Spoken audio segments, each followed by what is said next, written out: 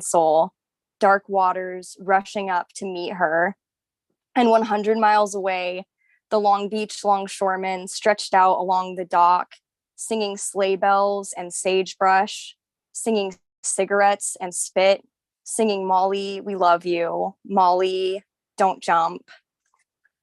And this next poem actually wrote for my brother. I couldn't leave my brother out. So this one is called, let me flip to it, sorry. This one is called Undersea Caves Seem Out of Scale to the Explorer. I'm lost, unmapped, swimming through limestone chambers, fish disturbed by flippers, searching for air pockets, my oxygen running low. It'll get cold where you're going. You'd better get home. My headlamp's faint flickering like a porch light left on, and I'm too dizzy to make it out. The confusion of moths, the cave dripping stalactites, my headache hurried, a screen door slamming shut, my father on the porch. Don't you know it's 2 a.m.? His cigar glowing ember, a kind of vertigo. I say through regulator, I'm sorry, I got lost. I forgot to come back. The cave just about swallowed me. I jerked myself loose. I was diving with Cameron. We both dropped off. And for my third and final poem, I'll be reading a piece I wrote called Special Laws Involving Zero. The truth is, I almost failed math. I did fail math. I had to repeat algebra twice, or was it 3 times? But when they found those wild orcas in Juneau, the ones with the slit bellies full of rocks and anchors fastened to their tails, it all added up very quickly. I know there are special laws for that. Like the product of 2 numbers can equal 0 if and only if one of the numbers is 0. Like a divided by 0 is a meaningless expression. I know what you're thinking. I'm just trying to get this right. So, I don't know which captain gave orders, but did you know dorsal fins could be isosceles triangles if 2 sides are equal and twice as long as the third, or equilateral triangles if all corners are 60 degrees, just like the Pacific. I've got a stack of math books from Long Beach State that tell me so. So tell me, what do you know about imaginary numbers? All numbers are real until you put an I in front of them and then they disappear. Let's get one thing straight. I don't like magic. This is a love letter to math, who will never love me back, and to the sailors who cornered and netted and cut into those clean white bellies and cried during, but did not stop. Thank you so much. Thank you everyone for having me.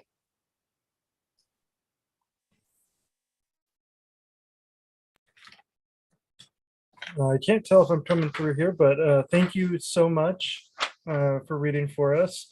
Next up, we have Andrew Furman. He is a professor of English at Florida Atlantic University, where he teaches creative writing in their MFA program. His stories and essays have appeared in Prairie Schooner, The Southern Review, and more, of course. His most recent novel, Jewfish, was released in 2020. Please welcome Andrew Furman. All right. Thanks, Forrest. I assume you could hear me too. And thanks, Polly and Sam, and the rest of the Willow Springs staff for supporting my work. And thanks everybody for being here. So I'm going to read part of the story that's published in this issue of Willow Springs. The story is called Beneficial Creatures, and it's basically a mother-daughter story. I find that I'm writing a lot of stories about difficult parent-child relationships lately. I like to think that's not autobiographical. So, so let me start off. I'm just going to read the first couple pages here. Nina Bloom plucked the powdery white pest with the pinchers of her bare fingers, burst its thorax and felt the sticky ooze. She gripped a separate stem of necklace pod to inspect the undersides of the compound pinnate leaves. Cottony masses dripped from the foliage. Fuck. She lifted her eyes to scan separate plants up and down the row, walked across the weed-choked earth between the gallon and 2-gallon and 3-gallon pots, snowberry and wild coffee and firebush and fiddlewood and strongbark and marlberry. Rather than maintain rows upon rows of single specimens at the nursery, she integrated manifold varieties of associated plants to emulate native Florida communities. Monocultures invited infestations like these mealybugs. Mixing up the plants seemed to confuse them, sometimes. A gnat catcher wheezed nearby while Nina pulverized a large mealybug she plucked from the quilted leaf of a wild coffee plant. "Please help yourself to the bugs," she answered the small bird. The pests had infested the coffee plants as well, though the necklace pods seemed to have taken the brunt of the assault. What was the point of mealybugs on God's green earth, Nina wondered. She wasn't sure she believed in God, though she believed in the green earth. She would spend a good part of her day culling these pests by hand. Then she would use a botanical oil, neem oil maybe, to douse this plant. Dirty work, but it wasn't yet summer in the subtropics. The sunlight just cresting over the canopy of hammock hardwoods felt good against her handbacks, and the trees bordering the nursery spiced the air. She concentrated on her up-close labors, tasted the peppered air in her mouth and nostrils, listened to the rising click, chirp, sizzle, belch, groan, and manifold creatures going about their randy life business in the nursery and surrounding hammock while she quashed the efforts of these undesirables. The traffic picked up on the highway as the morning progressed. Motorists who took the Cardsound Bridge route to and from the Keys rather than the main highway, plus the louder sanitation and cement trucks now and again, heading to their respective substations. But Nina scarcely heard the traffic. Here's what Nina liked about running her nursery, Native Blooms. It drowned out the noise of the world, the picayune complaints and commands of her ex-husband, her lovers and would-be lovers, her daughters. It even drowned out the grasping demands of her own mind and body. Here she was, Nina Bloom, marshaling her energies toward the small but necessary task, mealybugs. She worked her way through the stricken foliage for nearly 2 hours, pausing only to deflect the asinine queries of a middle-aged customer from Coral Gables. Hair plugs burst from his sunburnt scalp in orderly rows, like a poorly replanted tract of woods. He couldn't quite understand why Nina didn't carry hibiscus or oleander or any of the other prettier exotic specimens.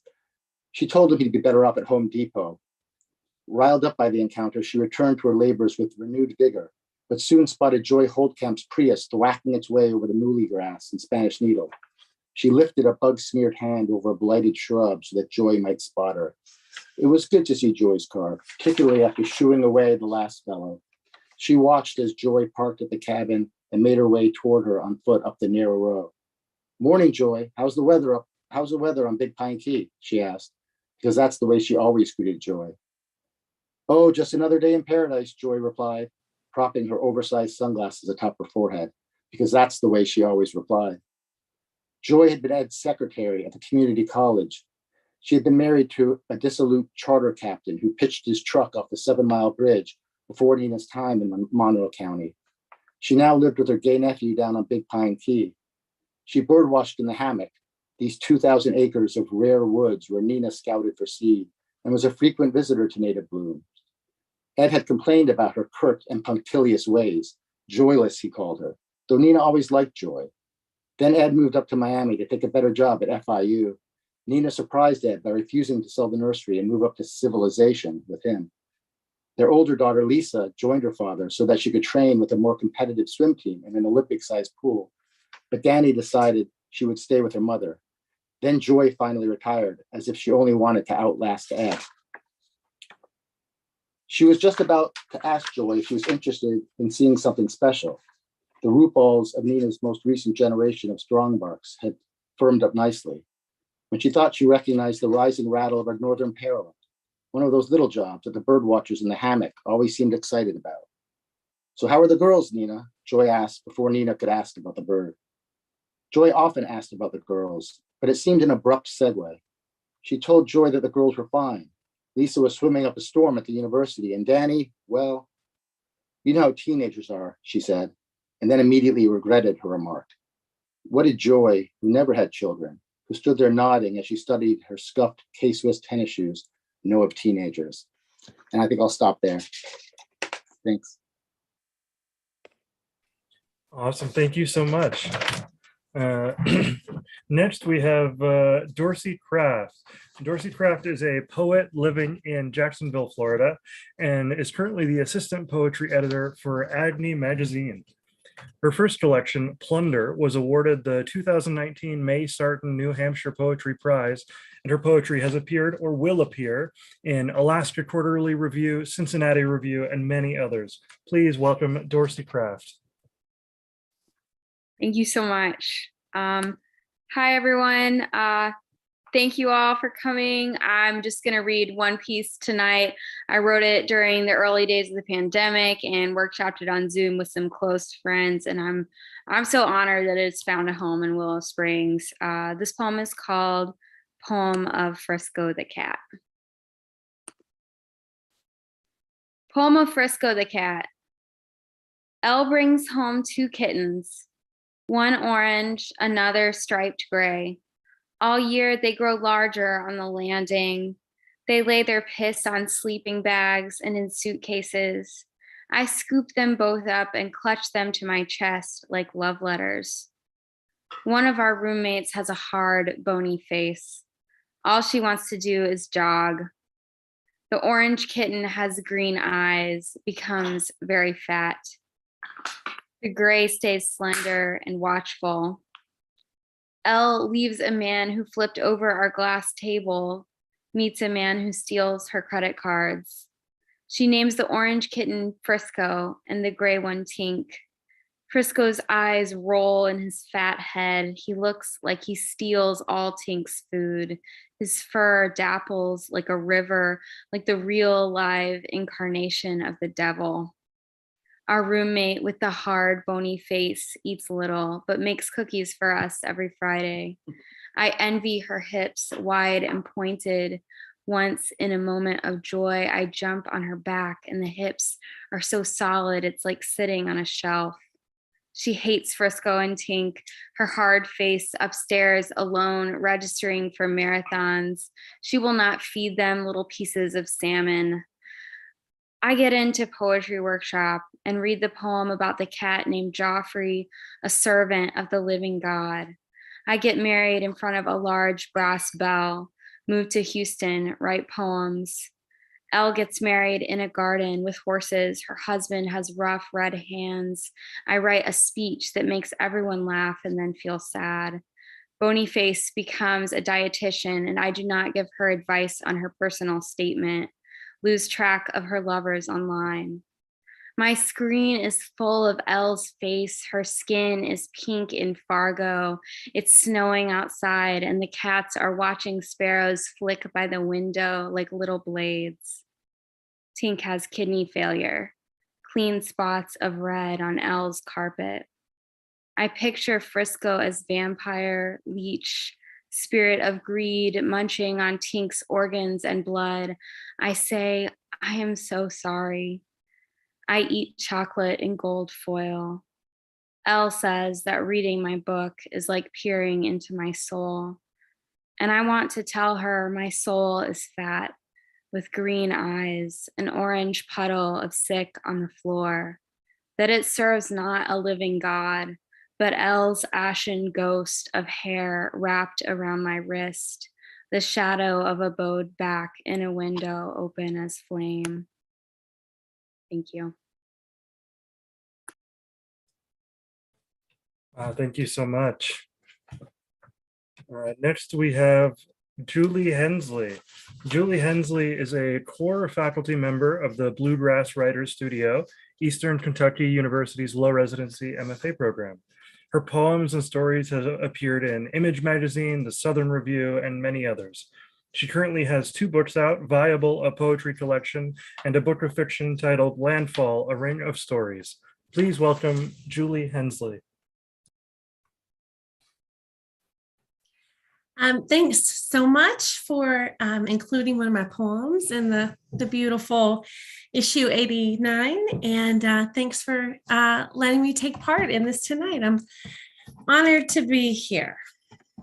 Okay, so I'm going to read my poem Fossils, which is a a poem from a novel and poems that I'm working on that features the perspectives of two characters, Noel and Grace, through their courtship and their marriage. And then the marriage starts to descend into violence as they build a cabin together in the mountains. And this is a Noel poem, Fossils. The flagstone arrived on a flatbed trailer, plastic sheathed pallets stamped with Home Depot, which set weeks sinking into mossy ground before Noel began to mortar the chimney. In time, he liked the hush of grout scraped clean as he drew the trowel across the surface of gray rock. A welcome change, this slow dance, palming the weight and shape of balanced stone after months registering the nail gun's concussion. From that quiet, the figures emerged, shadow swirls and pale scallops he traced with his thumb as he considered where to place each set. Unknowingly, he turned the shapes toward the sun so that they formed a pattern like a mysterious braille, a new set of constellations rising up from the rock. How he would miss this work weeks later when he moved on to sinking fence posts and stretching wire to make a pen for the chickens they hoped to keep. And when the frost finally shut him inside, painting the laundry room and wainscoting the guest bath, he wouldn't know what to call the mood which rose each evening like the shadows gathering into dusk around the base of the trees. But he would feel its restriction, a slow suffocation in his bones as he watched the fireplace, waiting for each block of walnut to crackle blue and breathe hard before settling into ash. Then I'll read one more Noel poem. This one is called The Skinning Tree. He had planned to hang a swing from one of the low branches of the white oak left to spread in the barnyard, an apparition that never came to pass. Their boy was born without breath, shadows, ringing eyes tight as fists, lips bruised violet and cavernous as the mouth of a fish. Instead, he hoists carcasses here, a doe aged 4 days, long enough to keep the muscle from toughening, a catfish pulled from deep below the dam, too big for the cooler, its gills fanning slowly in the bed of the pickup, fanning still when the fish swings from the tree and he pulls its skin away like a wet sock. His wife held the boy's body close, held him for too many minutes until the silence in that room felt like something that would fill their lungs. When she laid the infant out on the bed and flayed the soft hospital blanket, he saw the limbs were red and wrinkled, peeling, though it had only been hours. This tree is scarred, bark husked by the frantic scratch of the dog's claws each time the animal runs a squirrel up the trunk. But the branches still drop acorns as summer withers into September. They crunch like bones beneath his boots when he walks to open the chicken house.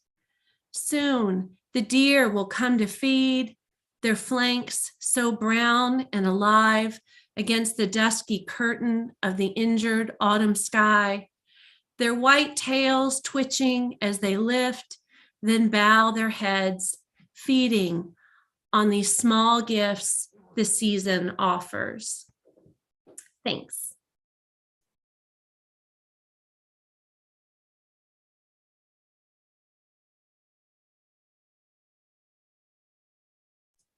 Thank you so much. Next, we have Mekiya Walters. He bounces between Kansas City, Missouri, and Fayetteville, Arkansas, and his fiction has been published in Prose Nouveau, Chauda Aqua, and his poetry has appeared in several other journals. Hopefully reading some poetry for us this evening. Please welcome Mekiya Walters. Hi, can everybody hear?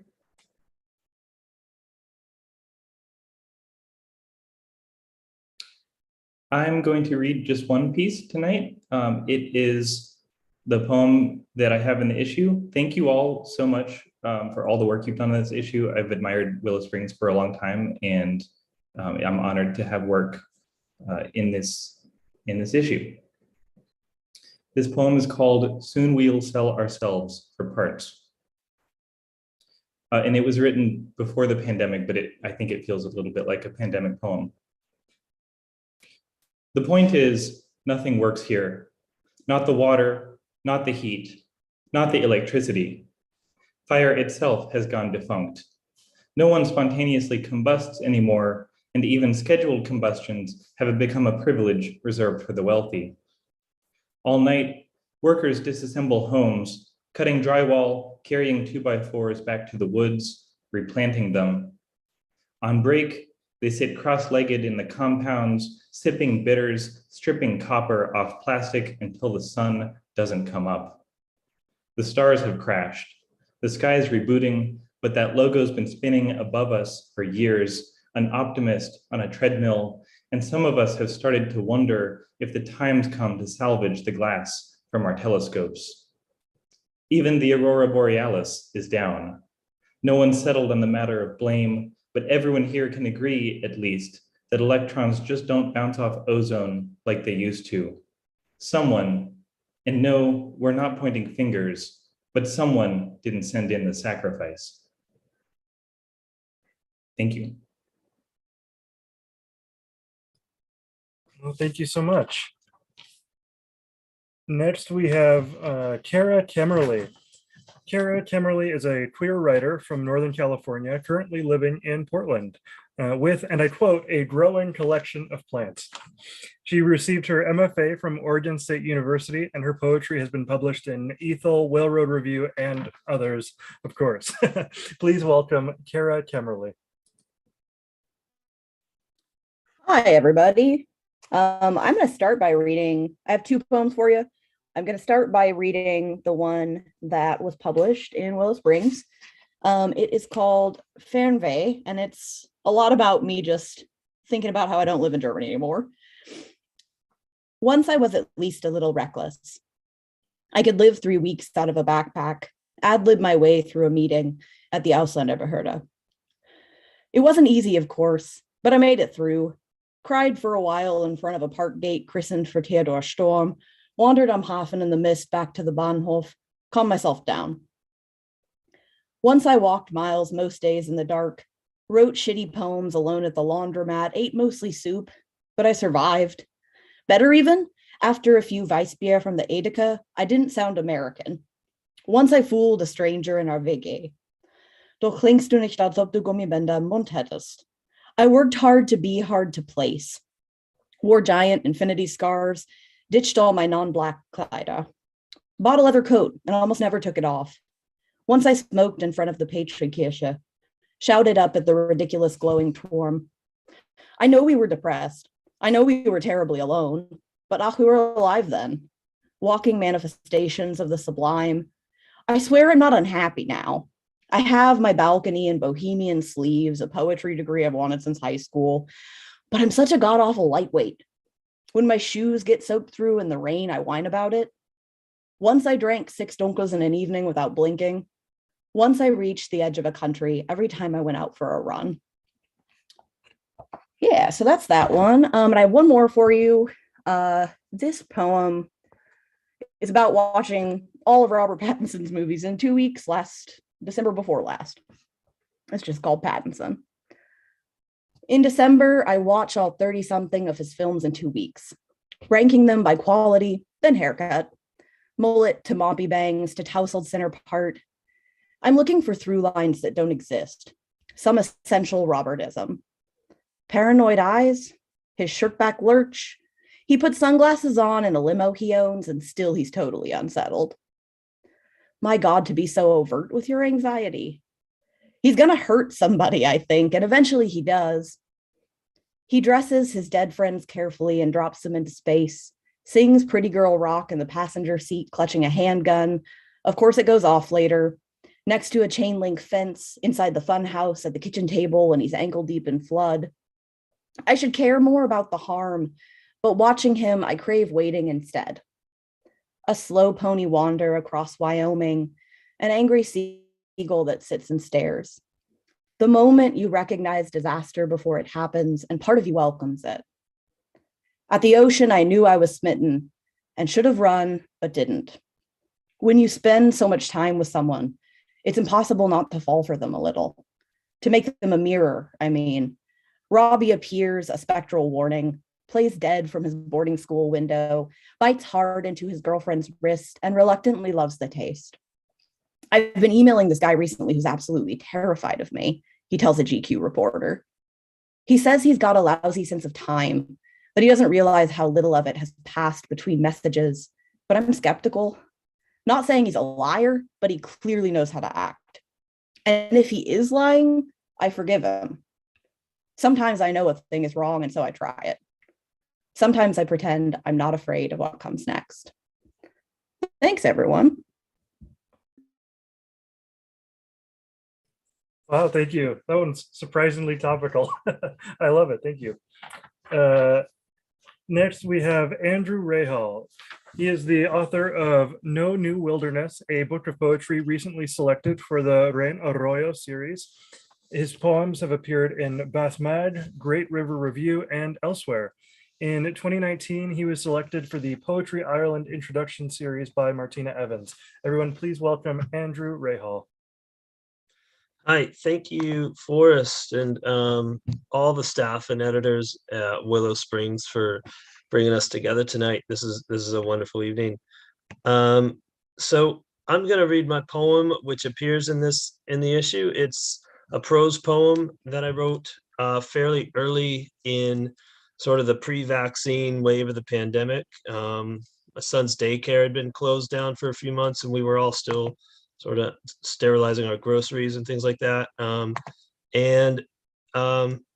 so happy I could share it with us tonight. It's about my son, and it's called School Night. Startled awake and disturbed again. My son is kicking me in the chin with the soft bruised edge of Go Dog Go at 2 a.m. I play dead until there's a reduction in violence. He is still a generalist, and I can wait it out until his late night prying passes through the toddler sieve of boredom, and this flips his body back over, and he plants his face on the cushion, drops his desire to the carpet, and settles into a full body sigh. I watch his knees naturally crawl back up into his chest to form a tiny snoring mountain on the couch. When I close my eyes, for real this time, I see the vista of self-silencing pleasures spread wild between us. The arms of this couch will stop him short of a full stretch and startle him awake soon enough. But for now, he outgrows another dream. Thank you.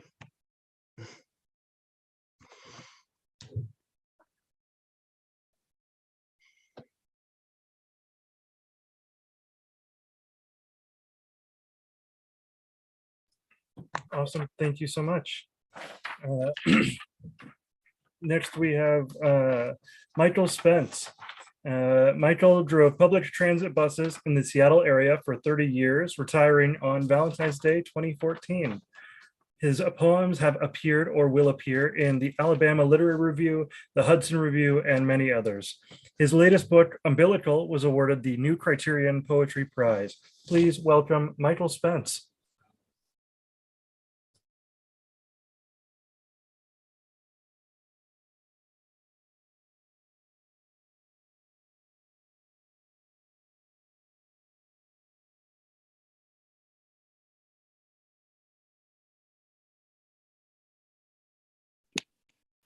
Okay.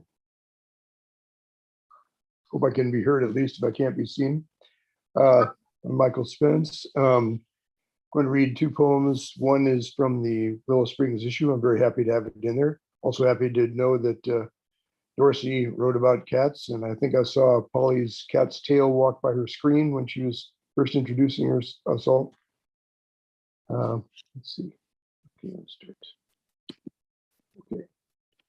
And I hope I hit the right buttons. I did something wrong before. Excuse me.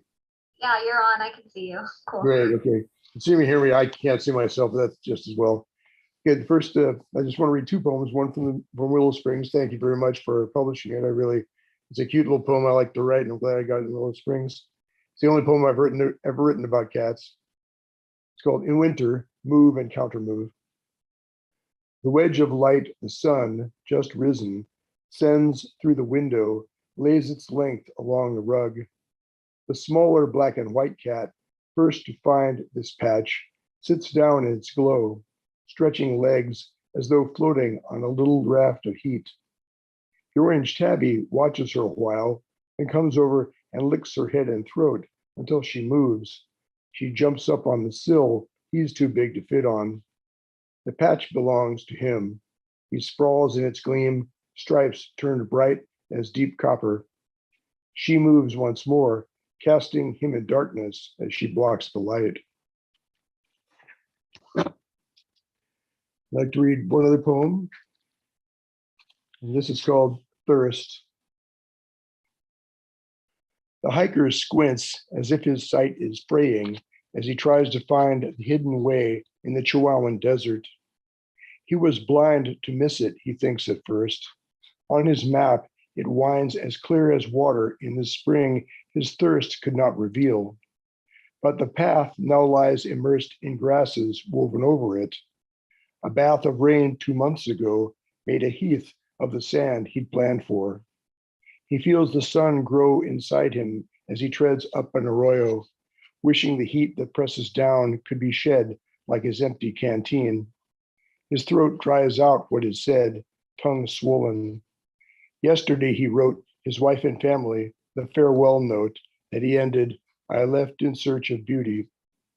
The spring he staggers by releases a sea of glinting splinters. A geyser of butterflies surrounds him in swirling sparks, and he sees the sky they break open for him as he falls. Monarch, great purple streak, fatal metal mark. Thank you very much.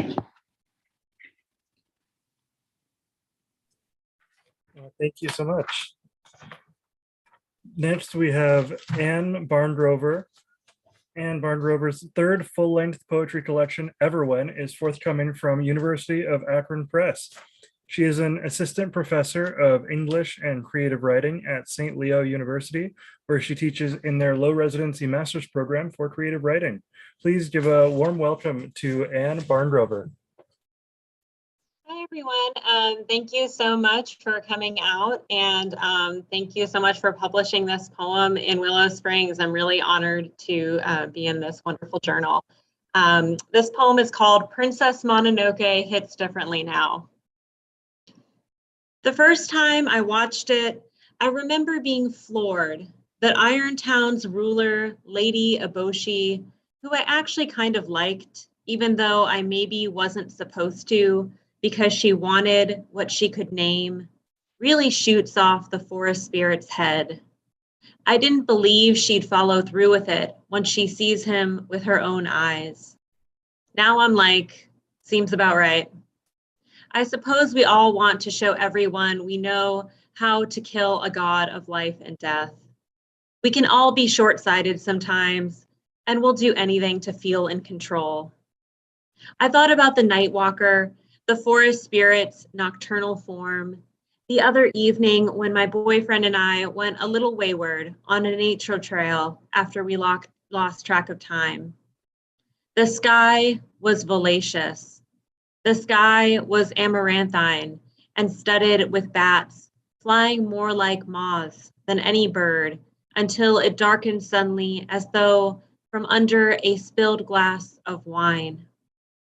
Neither of us cared. My legs ached pleasantly. Sweat drizzled between my breaths. We were alone in our own minds, in the memories we translate to each other that'll always remain slightly mythological, as in both a solace and a warning. The whole point of stories. I thought about why the forest spirit changes. When I was young, I perceived him as the night sky within a body that reflects and guards. He was the God I believed in, watching over us, and I felt righteous and secure.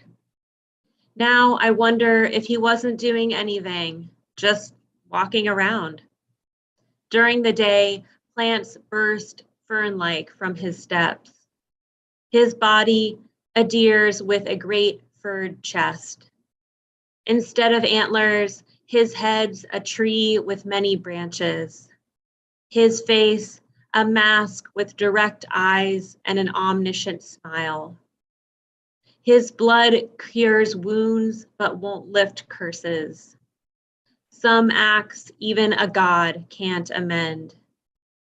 Lady Eboshi, I've been meaning to ask you for years now.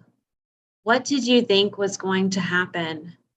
How do you really kill a god? Dark on darkness surrounding us almost makes us light. A rabbit sounds larger than it is. Lavender wildflowers glow against their eclipsed field. I believe a god is every generation. Like people, his search destroys everything he touches until they give him back his head. I thought about how the forest grows again, but is never going to be his. Are we supposed to feel comforted? Are we supposed to feel afraid? Maybe the whole point is to feel neither, to surrender to the story's end. Movement, even within shadows. We watch deer leaping into night. Thank you so much. Thank you.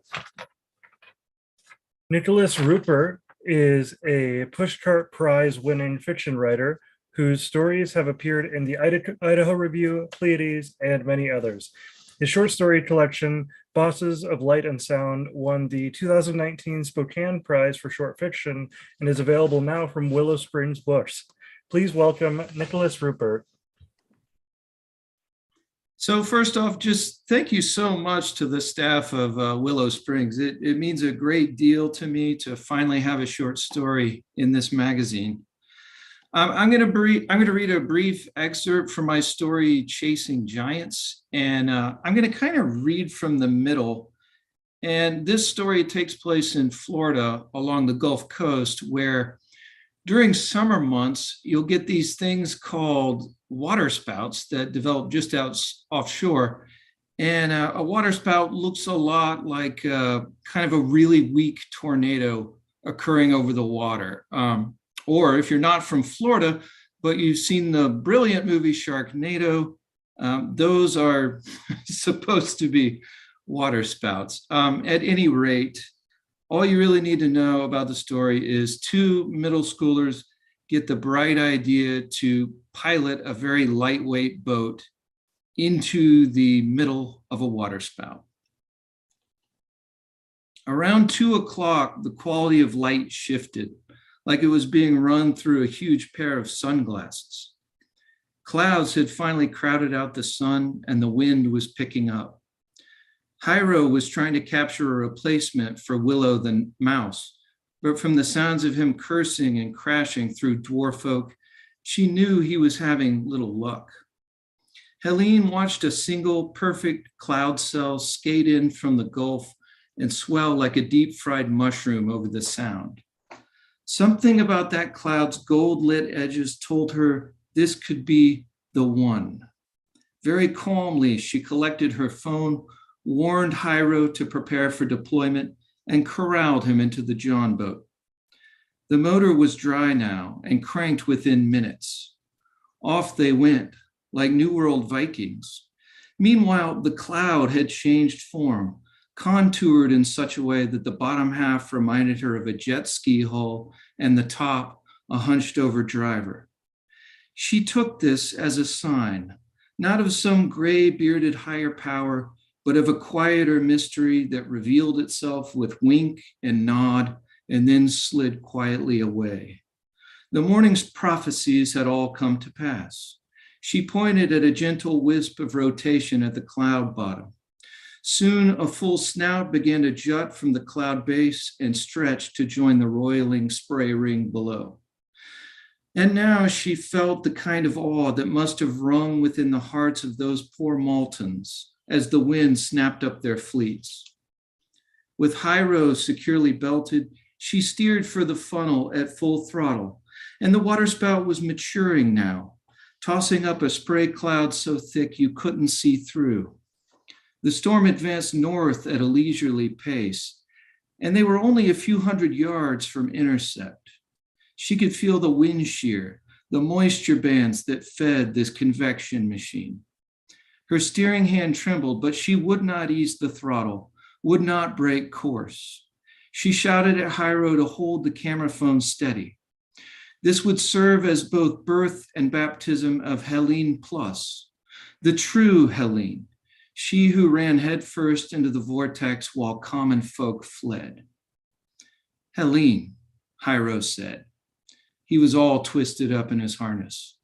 I don't want to. Keep filming, she hissed. Have you a mind to sink? It was the only English class quote that ever stayed with her, and now it snagged in her mind, stubborn as a sand spur. Enraged, Helene clubbed the side of her skull with an open palm, but only succeeded in replacing the Shakespeare quote with "Orange you glad," which snaked into a feedback loop. Please, Hyro said. He kept trying to crawl under the bench seat, though his camera hand remained steady. The intercept happened by degrees. More wind, less light. She tried to crab the boat in sideways, perpendicular to the inflow. Partly inside, then more inside than not. She heard a woman's voice, her mother's, ring very faintly. Thanks for sharing. Otherwise, heavy vapor and gale force wind, the outer world narrowed down to a blind white drill bit. They straddled the seat in an effort to balance the boat, but the hull was already vibrating enough to make her joints ache. No huge scoops of salt water got lobbed skyward. Instead, there was a constant downward cascade, uncountable gallons that fell in heavy clots, and atomized water that blasted your eyes and mouth.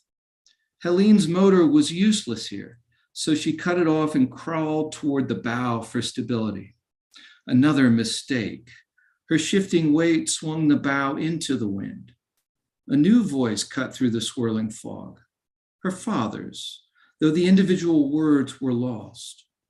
Gusts of wind raced beneath the bow, creating terrific lift, urging them up and up until the boat pulled a kind of wheelie, at the top of which sat Helene.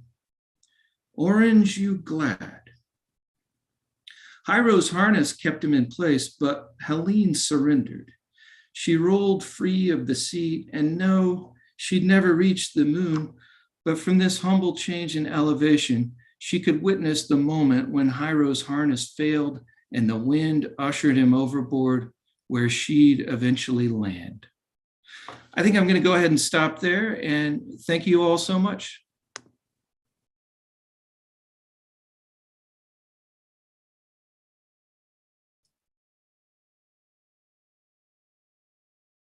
Awesome. Thank you so much. And now for our final reader of the evening. Alyse Knorr is an associate professor of English at Regis University and co-editor of Switchback Books. She is the author of several poetry collections, most recently Mega City Redux and Copper Mother, as well as several other chapbooks. Her work has appeared or is forthcoming in the Georgia Review, Poetry Magazine, and many others. Please welcome Alyse Knorr. Hi, everyone. Thank you so much for having me. Thank you to everyone at Willow Springs for accepting my work and putting on this lovely event. And thank you to all of my fellow readers whose work has awed and inspired me tonight. I'm going to start with a poem for my friend Jeremy Pataki, who's here. This is a poem that takes place in a small town called McCarthy, Alaska. And the poem's called Summer Flu. I bathe at dawn seated on the porch. She washes my hair with a plastic cup and her long fingers. The water she hauled from the creek trickles away into the soapberry shrub. Once we plucked two shiny red balls like a children's toy. Wait a minute. Is this audio better? I think it was sounding weird for some folks. Yeah, that's much better. Thank you. Let me start over. Yeah, no problem. Let me start over. Thanks for letting me know in the chat. So this poem's for Jeremy, and it's called Summer Flu, Alaska. I bathe at dawn seated on the porch. She washes my hair with a plastic cup and her long fingers. The water she hauled from the creek trickles away into the soapberry shrub. Once we plucked two shiny red balls like a children's toy and ate them. They tasted like soap. We listened to NPR and dab bug spray on our necks and temples. She takes my shift and I sit by the stove. Ulysses has split in half at the spine, at the sirens. A fallow day. Natalie calls from the airfield to offer a free trip to the sky. I walk half the half mile to the general store before my legs weaken. Late in the evening, we read by the light of the blue-gray sun. She boils me creek water for tea and tells me a new fact about the mines. And when he later arrives at the cabin door, the three-legged dog startles us both awake. And I'll just read one more poem, and this is the poem published in Willow Springs. Thank you again to all of my fellow readers and to the editors for putting on this amazing event. This poem is called First Human Head Transplant, which I hope you will Google after I'm done reading, because it's pretty fascinating. First human head transplant. On this very day, they are planning it, while I drink a kolsch called Julia's Blessing with my beautiful wife, who for convenience calls the body Bill and the head George, and asks, which is the person and which the meat? The weather is so nice it doesn't matter. The pastry truck man on the corner hands out shepherd's pies. Kids throw frisbees again on the quad. The campus DJs tell fart jokes. And the New York Times has not texted me even once. The only acceptable conversation topics. It is February and 70 degrees outside. And how many minutes until brain death? How to ensure blood flow and reattach nerves. And what is my own utility when the trees are thesis statements, the forest the very essence of language? In the shower later, I look at my feet and wonder why they are my feet. And then in my towel, I Google the two-headed dog and ask, why keep the front legs sprouting from the lower dog's shoulders like antenna? Why not the head alone?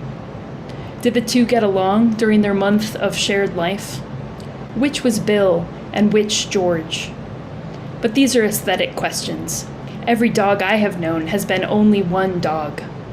Now, as the mad scientist studies his circuitry map, now as the lab scurries with head-swapped mice, now as happy hour draws to an end, I am left to wonder, what kind of ship will carry me past my narrow horizon? What kind of logs must I saw? And when I tell my mother tomorrow, just to have someone to tell, I can hear already her questions, the ones only death trivia can prompt. How is this possible? Who is in charge? And from deep within the forest, why? Thank you so much.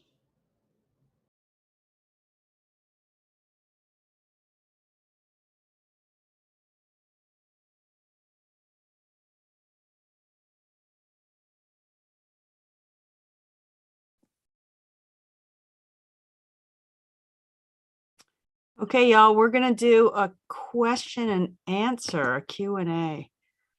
So if all the speakers, if all the readers could come back on screen, go ahead and turn on your videos, and we'll switch this over to gallery so that all the attendees can see. And then go ahead and put your questions in the Q&A. It looks like there might be some down there already. I'm going to hand this over to Sam and Forrest to lead.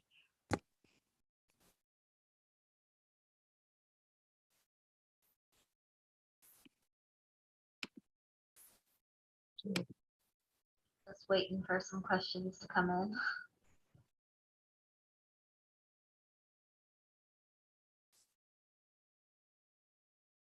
I want to know the answer to the one about the line breaks and the cats. You want to go ahead and read that? Yeah. Well, I hope you can hear me because I don't see myself. If you can see me, that's great.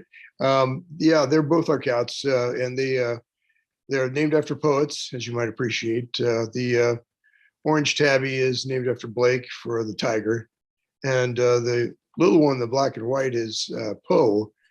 And the most surprising thing about Poe is that we thought she was a he, because when we brought them home, she was pushing the other one out of the way all the time and taking over, like making him feel like the fifth wheel. And thought, wow, this is one feisty kitty. So then we brought them in to have them fixed and found out, well, not. But she's still she's my cat. She's the one I picked, and Blake's the one my wife picked. So they're making a nice couple together. And I really enjoyed seeing the scene that the poem is based on, the fact that this did happen, that, you know, the one dropped into the sunshine, the other one kind of came over. I want that spot, basically, is what he was doing, and lick till she jumped up out of the way, but then she walked in front of the sunlight and blocked him. I thought, that's pretty cool. So I had to put that down. That's what it's all about. So I'm not sure. I need to write another poem for him. So I need to write a poem for Blake as well, just to even things out, but I haven't done that yet. Thank you for asking.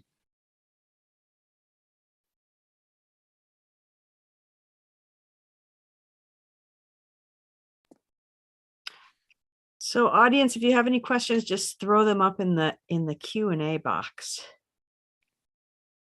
And I think we're looking at YouTube as well. Yep, I'm monitoring the chat over there. We haven't gotten any questions from YouTube.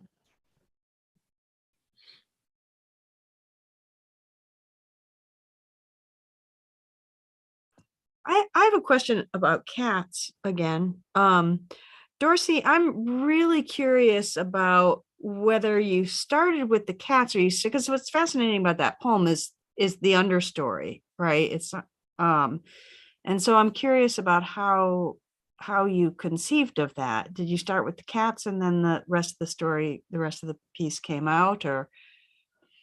I think it was kind of simultaneous. My friend stays in touch with me, and we always sort of catch up on each other's pets. And it was sorry. It was just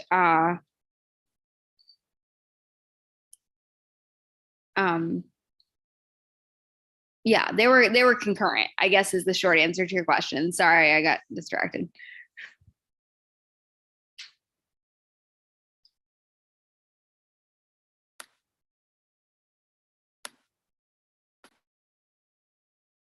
Okay, so we have a question from Joseph in the chat. I've been reading The Triggering Town, and I'm wondering what anyone thinks about how the subject you start with flows into things you're really trying to talk about. Maybe how this may influence your writing process?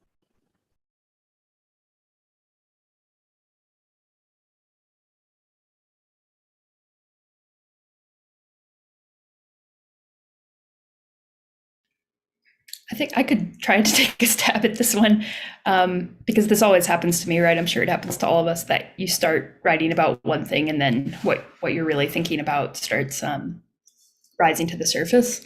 And so I think it's really a project of like getting out of your own way. For me, I do that usually with prompts, like a strict form, maybe even a syllabic form or a word list.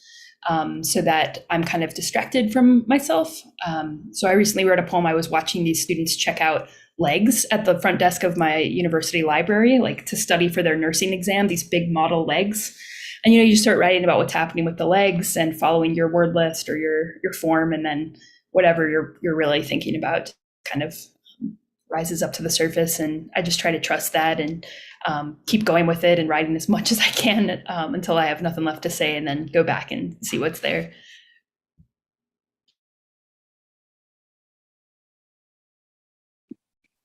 I would agree.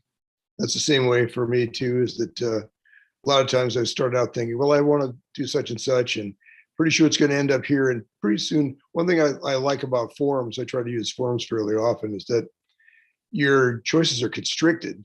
You know, you only have so many little avenues you can bounce into. It's like being, I guess, in a labyrinth that only has so many turns or tunnels that you can choose. And because of that, then you're forced to think in other directions too. And you think, well, because I have to rhyme that with that, then what else can I do with that? Where does that send me now? And a lot of times you end up totally off from where you began. And it's a lot better piece, I think, than if I just plowed through from beginning to end like I'd first planned.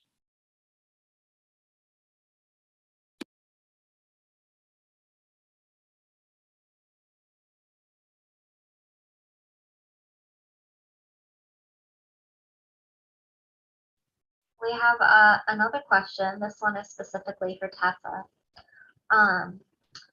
You said that the poems you read were for your brother and sister. Do you ever write prose and nonfiction as well as poetry? And I think just to kind of add on to this, how do you see like the interrelation of the different genres in your writing? Well, thank you for the question.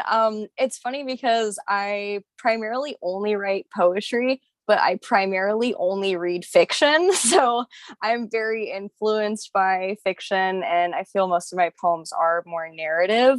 So yeah, I guess that's how I see them sort of blending together. I know obviously there's many different types of poetry, but I am really interested in poems that have a central narrative or follow some type of story. Yeah, so I really love that about poetry and fiction, when there's some type of story being crafted.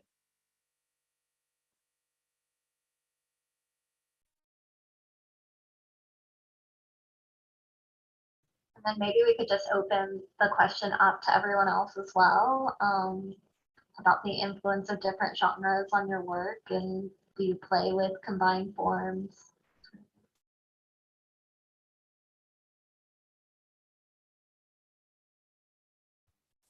I'll speak to that. The two poems that I read are from a novel in poems. And so I started the project to just kind of force myself to get away from writing so much in such an immediate way about and from myself. My husband used to always joke about the poems in my first book. I would read him one and he'd be like, take the line breaks out of that and send it to brevity. Like, you're just writing nonfiction under, you know, the safety net of poetry, so no one knows. And I thought, I want to create characters and a story completely separate from my life, and see what happens, and how the I guess the opportunity inherent in delineation changes the way story arises on the page. So simultaneously, I was working on a fiction novel that I just finished, and tension does work much differently when you're trying to write a novel and poems. It's just sort of these snatches of tension, but I'm still trying to create an arc. But I think it still comes out of the language, and it still comes out of the character. But the pace is so much different, and it's almost like it's much more graded. It's much more like the characters are in constant dialogue with each other. And I haven't really decided if I'm going to put the Grace and the Noel characters literally in dialogue page to page, or if it's going to be more like a Thomas and Beulah kind of thing. But it's been fun to see if it's possible for me to write a novel in poems.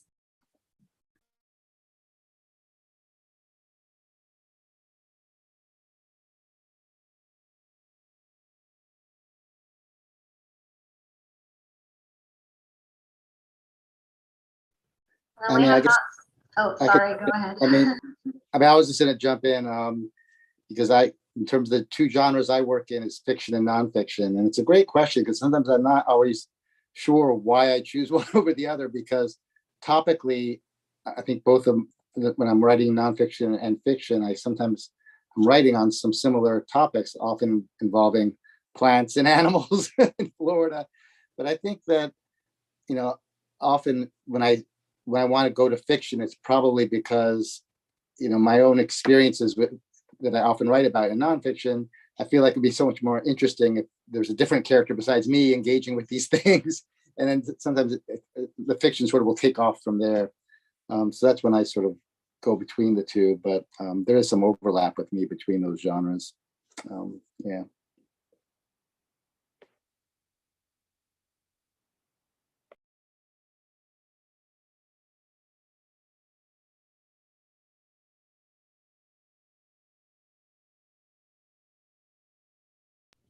I was just going to say, and then we have not so much a question, but a comment from one of our staff.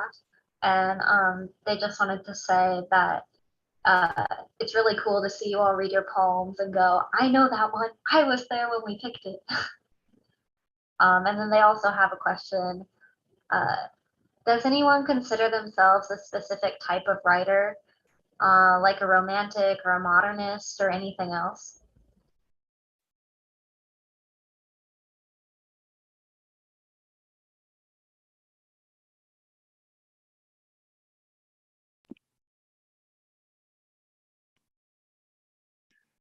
Maybe I would consider myself a blend, I hope, of I like traditional forms, but I like to have modern topics and different ideas that come out that way. Hey, my own cat's trying to climb up here. Hi.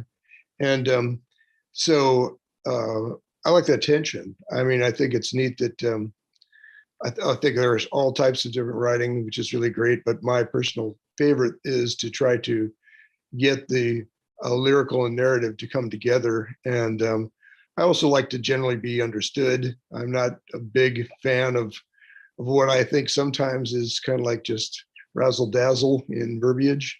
And maybe I just don't have the ability to understand it properly. But I really think that the writer should do at least as much work trying to be understood as the reader has to do to understand him or her. So that's my take on that.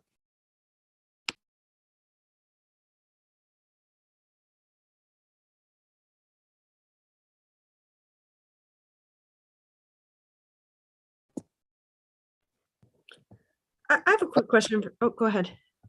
Well, I generally consider myself a prose writer, but the comment of one of your staff who said I was there when we picked that thing. I mean, it made me think of what I was thinking when I was hearing all the great poems and prose tonight, and I was sort of thinking that I was getting a sense of the sensibility of Willow Springs, because I felt I was listening to so many kind of shared themes and topics, and it was really sort of interesting to hear them all in this kind of way. You sort of get that sense when you read through Willow Springs, of course, but to hear them tonight, I really sort of heard the sort of sensibility of the magazine coming through. So that was pretty cool, actually. So I just wanted to share that. It is funny when we read for submissions for an issue, how subjects and themes kind of keep cropping up. I mean, we couldn't keep the cat poems from showing up in this issue, whether we tried to or not. And there was another one that was all miscarriages. And it's like, well, it's just what we happened to get in the window that we were looking. It's really interesting. It's like a strange sort of magnet.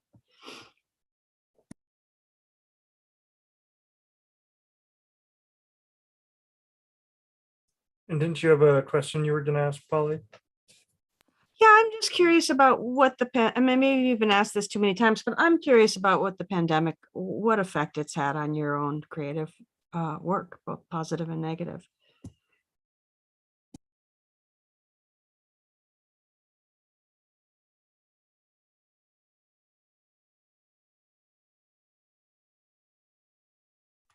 It's had an absolute stranglehold on mine. I've had to cancel or postpone 2 residencies, and My kids were schooling from home. I have 2 kids and they were schooling from home for 18 months. I had to get up and work from like 4:30 to 6 to finish the final revisions for my agent on my novel, and really got almost nothing done. But it did push me to work on poems because I could just, dip in with the little bits of time that I could steal. I'm one of those mom writers that gets more done in a 2-week residency away from my family than I normally do during the entire year. And so not having that residency time it's been awful.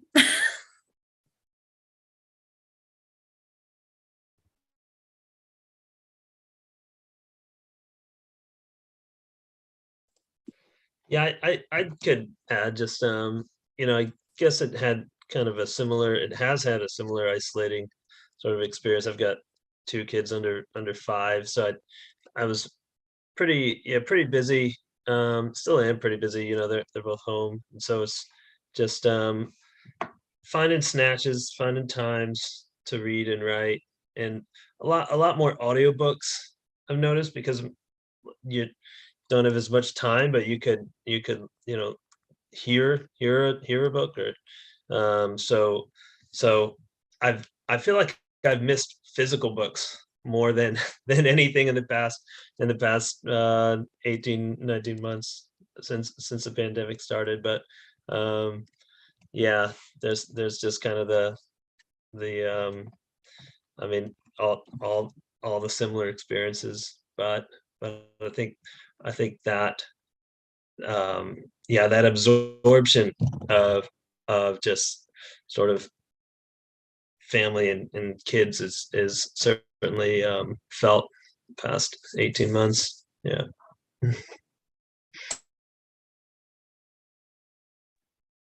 I don't have kids, so I really feel for those of you who do, but I have felt anxious all the time, just kind of perpetually. So it comes up in my writing always. Like when I'm trying to write a poem, it's just like it turns into an anxiety poem. I've been trying to just kind of lean into it.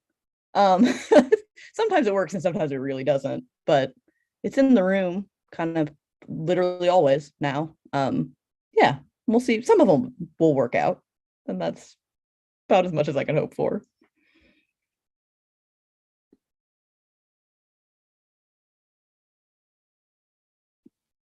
I think I speak for a number of people that trying to do reading like this is neat, but it's not quite the same, of course, as if we could all be together in one nice big auditorium or a small bookshop or something like that. We'd be able to hang out with each other more and just talk about things that are directly related to writing or just on the side that come up, and also you get the interaction with the audience more directly. And I imagine too, it does help book sales over doing it online. Yeah, it's been a very strange thing, and that some people say they love it. I've talked to big one Zoom meeting after another. They just click, click, click. And others say, no, I can't stand it. It's just, I really have to be there on the scene, or otherwise I'm not going to get involved. And I'm trying to learn more. As you can see, I screwed up with my buttons a bit, but I really do like the option of being one of a group of people who are writing things that overlap and sometimes work toward an issue theme, which is really exciting for me. So I'm glad about that part of it anyway.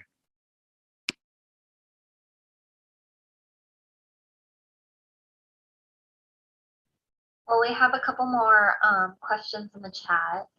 An anonymous attendee asks, how do you find the right title for your piece? Does it arrive to you before you start writing, or do you tend to pull them from the text itself?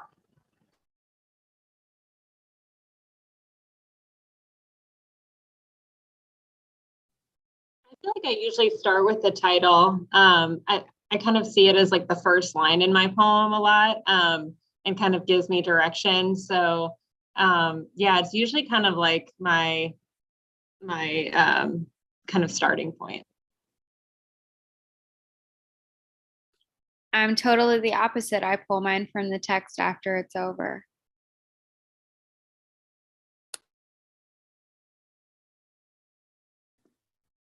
Yeah, for me, it's kind of different, I think, for every piece. I think I have written work where I knew the title sort of right out of the gate. And then other times, I think the title for me emerges sort of like a thesis statement. I have to write the entire piece before I realize sort of what the hell it's about. And then sometimes the title might occur to me sort of after the fact. Yeah, maybe picking up on what Nick was just saying, I almost feel like it's sometimes a test. And if I get to the end of the story and I can't figure out what the title should be, sometimes it's a warning that I haven't quite focused the story the way it needs to be. Because I'm generally not great at titles. I don't usually ever start off with titles, but I really want to make, I like to be able to have it by the time I finish the work. So interesting.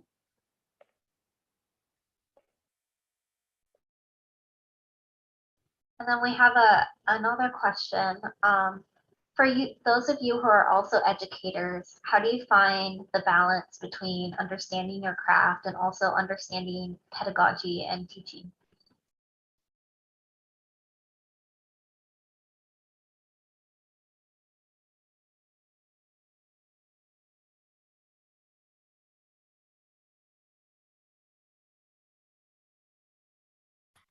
I think they're really tightly connected for me, which is part of why I decided to be a teacher, because I love being a student so much.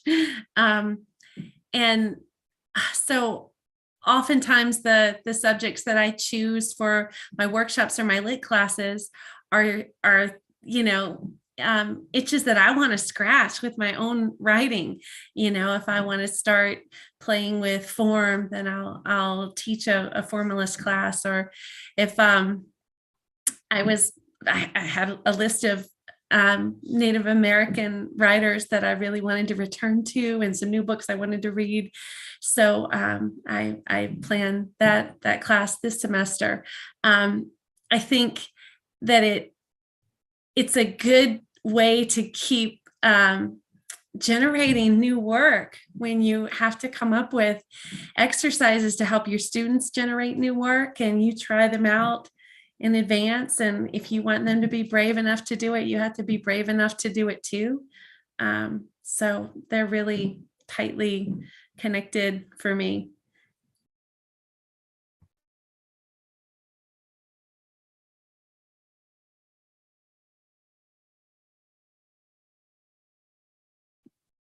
My wife has said that she taught for a long time, just retired a couple of years ago. I never had taught, I drove buses, but she was saying that the experience was usually pretty neat, that you had the interaction between herself and the students, and they would just, give other ideas to each other about how to improve the educational experience as far as what work should be pursued and how. And there'd be times when somebody would bring something up, a question that nobody else had thought of, in a text. And how come we haven't thought of that before? Well, it's just didn't occur. But now that opens up another avenue. And so that's really, really been a neat thing that she does miss now that she's retired. She has some other people she hangs out with, other writers and readers at book club, which kind of does the same thing in a way. But I always thought it was neat that she was able to converse with her colleagues and her students almost on the same level a lot of times, when they were really, and what makes her feel really good, of course, I'm sure for all of you the same way who taught, is that when you have a student later on who says, I just love this class, I really learned a lot of things I didn't know before, and now I want to go do my own research in more depth, and some like Julie become teachers later on because of it, and that's really great.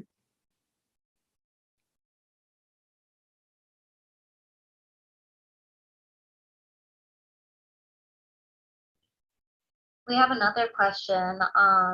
Another anonymous attendee asked, does anyone have any craft books that have really influenced their work? Or more generally, are there specific authors that have influenced your writing?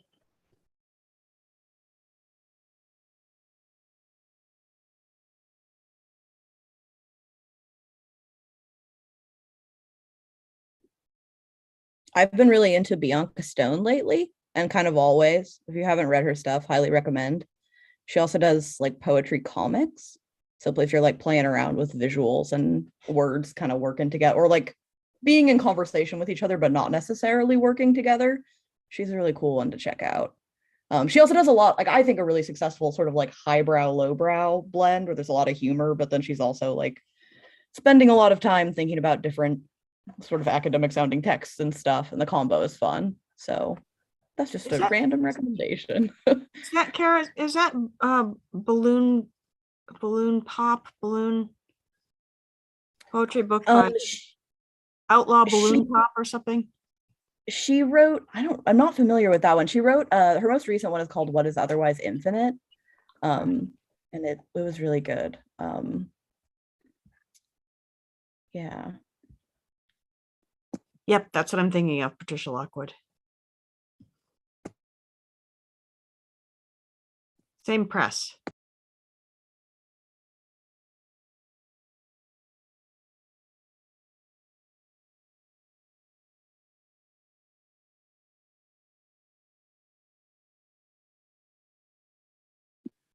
Well, I like to bounce around among the genre, and I think it's neat to listen to Andrew and people who are mix fiction and nonfiction, and poets who mix fiction and poetry. I really like the overlap and the fact that it kind of makes you think that the commonality is what I think really neat, of course, is that the best poetry for me is it does things that the best fiction does too. It brings characters to life. It brings turns of phrase and wordplay, puns, all kinds of things together. I mean, kind of like what Kemmerly was talking about for the mixture of high and lowbrow. That's always neat. And I think that's one thing I remember. I'm sure this was a cliche when I first read it when I was a student, but that Shakespeare was a master of that. You know, the idea of the almost the pratfall material for the groundlings and the elevated stuff in the air for the ones who could really follow that sort of thing as a mixture for his plays. And that I think is something that's really great when I see it in fiction and poetry too, that you can have a laugh and then also a very sad moment blended together to show it's a wide range of human emotions under one roof, so to speak. That's one thing I like a lot about that.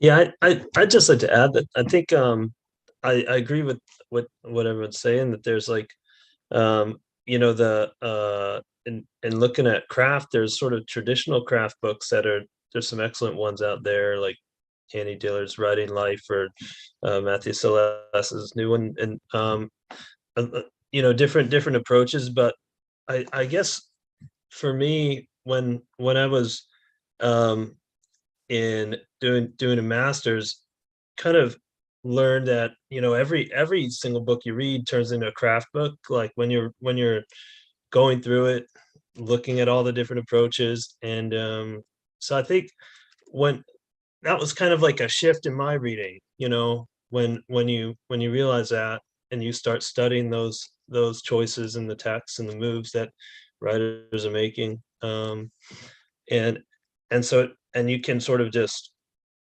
make your own notes, you know, make your own sort of writing guide. I mean, from everything you're reading, and just and then sort of develop your own approach or whatever. But there's so much interesting work. Like early on, I say like D.A. Powell. He is this trilogy of poetry collections that sort of was pretty influential. Also, my two favorite Carsons, Anne Carson and Kieran Carson, are some really fantastic poets that I look to for, you know, some of their formal things, but other just their political engagement, all that stuff. So yeah. I'll just add that Rachel Carson isn't so bad either, actually. When it comes to nonfiction, she's no slouch. But actually, you sort of read my mind, Andrew, about you know, primary text being craft books, because I've been on kind of an Elizabeth Strout kick lately, and I just love her new novel, O William. It exceeded my expectations, because after all of Kittredge, I think how could you top that? But that book, you know, it's the protagonist is a writer, so she's talking in the book about writing a lot and what make, you know, and what she says to her students. And so I sort of felt like it was a kind of mini master class in craft reading that novel. So that would be, I love Elizabeth Strout, and that novel, William, I think is just wonderful in all the ways that you were just describing, how books can be their own craft books in a way. Yeah, I tend to agree with the Andrews. And in the past, when I've been fortunate enough to teach creative writing, I would try to take snippets from multiple craft books. And I almost created a sort of Frankenstein's monster of a craft book. Maybe a little bit from Ursula Le Guin, a little bit from Janet Burroway. I still really like her craft book, but I ended up reading quite a few of them in various master's programs. And I found that even the ones that I wasn't necessarily in love with usually still had at least one or two really big ideas that were helpful. So I'm thinking of like James Wood's humbly titled work, How Fiction Works. It's not necessarily my favorite. It's maybe a little bit stodgy for me, but there are at least one or two really brilliant insights. And, maybe the rest of it isn't the greatest in my opinion, but yeah, they're all, I think, useful in some regard, in some capacity. I love Mary Oliver's handbook, even though it's probably old fashioned now. And I think that there are some writers that do daily or weekly blogs that are incredibly generous, like the fiction writer Lee Martin. He weekly blogs and posts exercises that I'm often just raring to share with my students. And some influences that have been big for me, because when I first went to grad school, fancied myself as a nature writer. I love to backpack and be outside. And this was sort of like the wave of eco-criticism. I thought for sure that was the kind of writing that I would do. But more and more, I was drawn to write about like family and intergenerational family trauma. And I kind of had to find like permission to do that. And so women who were writing about their families were influential to me, like Sharon Olds or Beth Ann Finley or Amy Nesu Kumatato, who write, just really like intimate, simple, seemingly simple stories about how they engaged with their family. But I guess I kind of wanted permission to do that.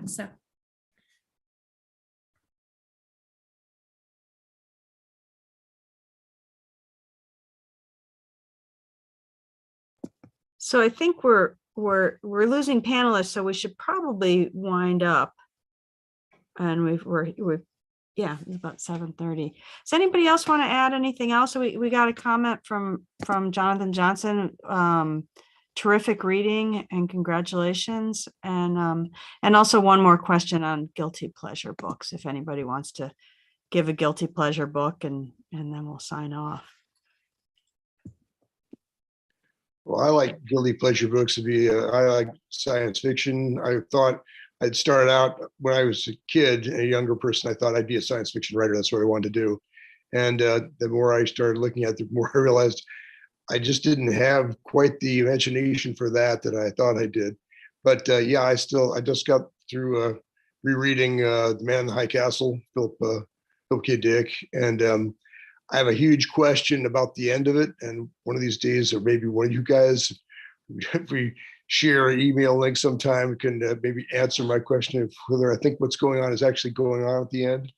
But those are guilty pleasures for me. And nonfiction, to get back to the Andrews, I think that I've gotten some really interesting ideas from nonfiction that I think that the writers have set up a scene that just begs to have a poem written about it, and just don't do it, for their own reasons. And I think, wow, okay, well, how much can I borrow that? And I figure I could borrow a fair amount as long as I make it enough new in my own thing to stand on its own. But I really think that you should. Wasn't Faulkner read some comment about the fact that read everything you get? It's with the good and the bad, it all goes into the mix, and I feel that's true.